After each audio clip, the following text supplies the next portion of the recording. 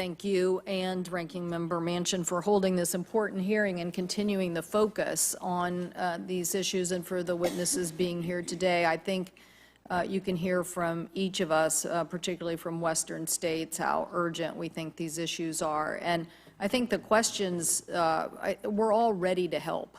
And I think that we are ready to even come up with more tools and more resources.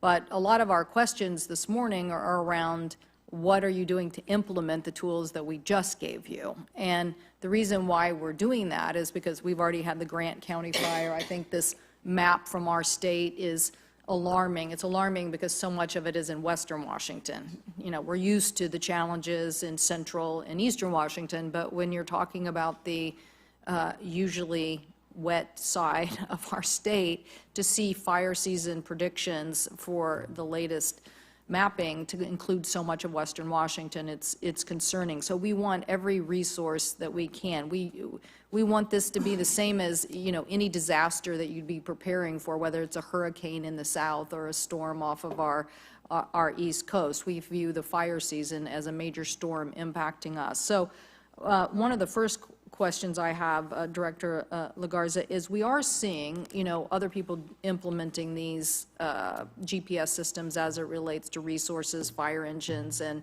moving forward. I know that BLM has now agreed to doing this immediately. What can we do to get the Forest Service to immediately implement that GPS system so we know the location of resources and assets, and hopefully onto our firefighters as well, so we can protect them this season?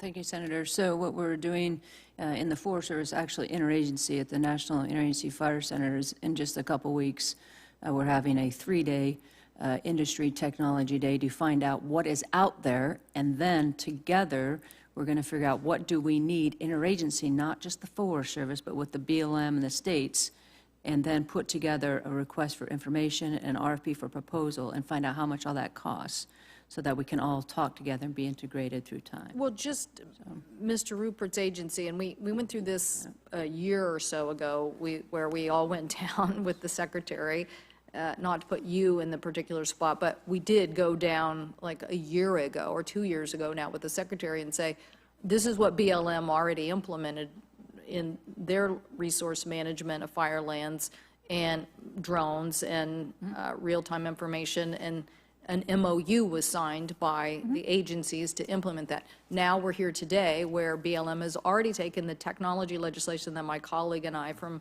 Colorado, basically you have a year to implement it, but we're just saying with the fire season upon us, the fact that BLM has implemented this right away, why can't we get the Forest Service to do the same? Yeah, well, we're putting a strategy together to do that. In regards to the UAS, we've been very proactive with the BLM and DOI and other state agencies. The Klondike fire last year in Oregon, the state of Alaska brought their incident management team down, and we asked them to do a video on what they were doing for unmanned aerial surveillance for burning out location of spot fires and mapping. Same thing on the Tono fire in Arizona this year, using UAS on Forest Service lands, working together with DOI and OAS. Can we get either you and Mr. Rupert or just you, Director Lagarza?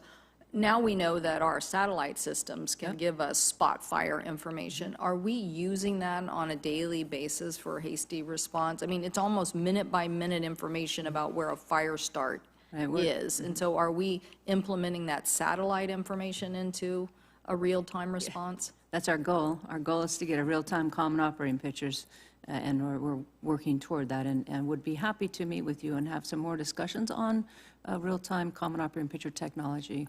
I have met with Forest Chief Christensen, who I have a lot of respect for. Yeah. And I get that there are a lot of new tools. I guess what we are saying is pick the most urgent ones that you can implement today. Do not study this for an entire year, because as my colleague from West Virginia said, this is costing us so much money.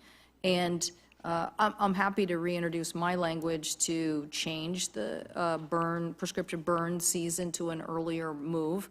I think this notion that somehow working with agencies where we couldn't get this prescribed burn window moved to more flexible times because the public might be upset about smoke. I guarantee you the people of the Northwest are very upset about smoke, Yeah. and they want us to do something to, so having a smoky August, instead of like moving the prescribed burn to a March or April timeframe and getting more of it done, particularly those that are already done. And I just want to say, I know my time's expired, Mr. Crowford, thank you for talking about the right way of using a categorical exemption. We don't need a broad, like, let's bulldoze everything, because we think we can use this opportunity to do so. And the reason I say that is because we're spending millions of dollars on stream restoration for salmon.